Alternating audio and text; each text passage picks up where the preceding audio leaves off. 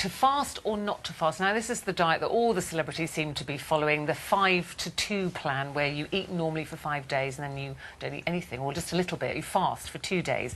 But is it really the best way to lose weight? Well, here to tell us all about that is dietitian and nutritionist Dr. Schenker. I mean, it is something that everybody seems to be on. But before we look at this, just one of the headlines I wanted to talk to you about this morning, and they're saying that children need 1 hour's exercise a day.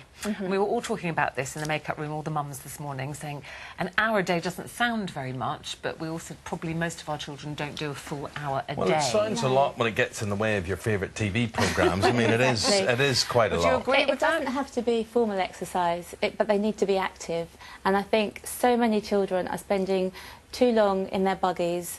You know, parents are increasingly busy, so they're driving more places, or when they're in a hurry they're putting in their buggies, they're pushing them around, and children aren't learning to walk properly. You know, we've got a real problem here. They need to be out of their buggies by the time they're 2.5.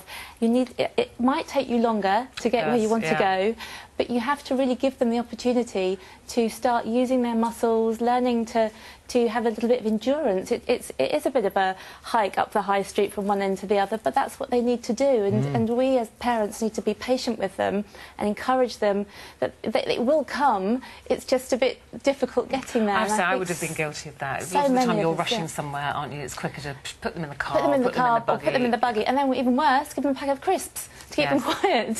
So not only are they not exercising, but they're, you know, eating something that's not really particularly good for them and they don't need.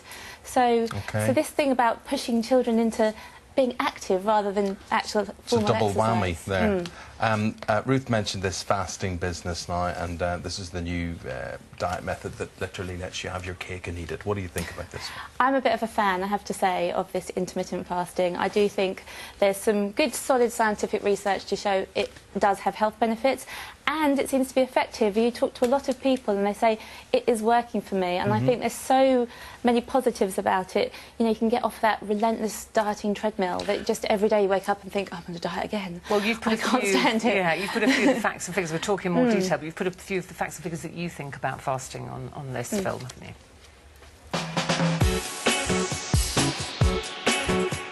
Intermittent fasting is the latest must-do diet, and judging by the press coverage on the topic, it looks like it's here to stay. As a nation of snackers and grazers, our bodies spend a lot of time in what some scientists call the well-fed state. This causes the constant release of hormones associated with weight gain, including insulin, which promotes the storage of fat in the body. There are many variations of intermittent fasting: the warrior diet, the 5-2, and the alternate fast day, to name but a few. But they all have one thing in common: significant calorie restriction for set periods of time. Allowing your body a break from eating means it goes into the fasted state. Those promoting intermittent fasting maintain that insulin levels drop and different hormones are released, signalling the body to use stored energy reserves, aiding in weight loss. Not only this, but scientific research suggests fasting can lower the risk of diabetes, heart disease, and maybe even some cancers. There is more research to be done, but it seems some sensible fasting may improve our overall health. It's very interesting. I always find that after I fast, which is always an accident, it's only happened because I've had to work or something's got in the way or I've fallen asleep, I feel better the next day. And Ruth discovered this amazing thing. I thought, how can you do this? And Ruth said, you can actually sleep. You're sleeping. Well, I said, when everyone was talking about this, I do this, I do, you know, have 400 calories a day. I said, I'd pass out by 10 o'clock. I have to have my breakfast. And somebody said, oh, no, do it overnight. So if you have your evening meal, say, at 6, eat early, and then postpone your breakfast the next day. So instead of having it at 7 o'clock, have it at 9 or 10, then you've fasted overnight while you've been sleeping. That's right, and that's a big significant period where your body's allowed itself to go into the fasted state, and there are all these health benefits associated with that release of these different hormones and not having insulin in the background. And this kind of concept that we all have, that, oh, we must eat breakfast is the most important meal of the day. You know, for many of us now, with our sedentary lifestyles, we don't need to build ourselves up with a big bowl of carbohydrates to go and sit in front of a computer screen. So we can afford to eat later. What about that adage, you know, little and often? You should just eat little and often, keep your energy levels up. But that, I mean, that's really, I mean, the effects of eating and then increasing your metabolic rate because you've eaten something, so your body's working hard to digest it and absorb it and all that type of thing. The effects are really small. You get much more of a weight loss when you fast. You know, because the calorie reductions is just so great. So, you know, you get some... Here's proof of the pudding. Hugh Jackman, the actor. Ooh, yes, yeah, Mr. Wolverine himself. He's a man, isn't he? Have a look at him. He's on what's called the 16-8. 16/8 intermittent fasting, which means he can eat during an 8-hour window and then he fasts for... It's just what you were saying. It's just what Ruth was doing overnight. Well, it certainly works for him. Yes. Yeah, well, the results speak for themselves. I think he's been pumping iron there. What's the longest that you could go... Well, you need to safely drink, without so food. you need to at least have some water.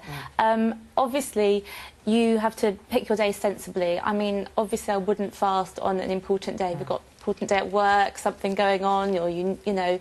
So pick quiet days. Most of us can find 2 quiet days a week if you're going to do the 5-2, or if you're going to do alternate days. What about people who should avoid it? Diabetics who regularly, the NHS say diabetics who regularly inject insulin are advised not to fast, and they state it may not be suitable for pregnant women and those with a history of eating disorders. Yes, I mean, pregnant women do need to obviously have regular meals, but so do people with diabetes. Regular meals is key, and actually what you'll find is that those are the sorts of people that shouldn't be grazing and snacking and trying to keep their energy levels up. OK, Here we've got the sort of foods that you recommend we should try. We've got 3 examples here. Talk us through sort of so good this foods one is kind of brunch on the go. So, you know, if it's not at home and you just need to go out and buy something. This is called a high-protein yoghurt, so it's a strained yoghurt, so it's got better protein content, and that will keep you feeling fuller for longer. And then I've just added some blueberries, which have a low GI, so they won't interfere with insulin levels too much. Do they not carry a lot of sugar, blueberries, then, no? Well, because it's released slowly, it doesn't sort of, you know, give you a spike in your blood sugars. So they won't release too much insulin by having those. And then that's just a black coffee or black tea or even a splash of... shouldn't have milk? Well, a splash of milk would be fine, but not a big creamy latte or a cappuccino or something. Oh, what a shame. I have one of those every morning. Afraid not. This is something you could whiz up at home, some grilled kippers, some wilted spinach, some grilled mushrooms and a few snip chives on the top. Really delicious. You know, we should be eating more oily fish. We don't need lots of carbohydrates. You can have carbohydrates on this diet, but we don't need to have them at every single meal. And this is on your fasting day, so you're just eating low calorie. Yes, low calorie, and then finally but you're still getting the benefits. This is spiced chicken with giant couscous and lots of really nice, colourful vegetables. So sorry, this is the fasting day. I thought you didn't eat on the fasting day. No, you eat, but you don't eat more than 500 calories, I think. Or 600 for a man. And so the couscous just shows you it's not a no-carbohydrate diet. You are allowed it, but just, you know, you have to... So you're not starving yourself? No, I mean, not you at are all. eating, but I just need a chef to make all that for me. That's the only so got thing. one. You What are could you do talking that.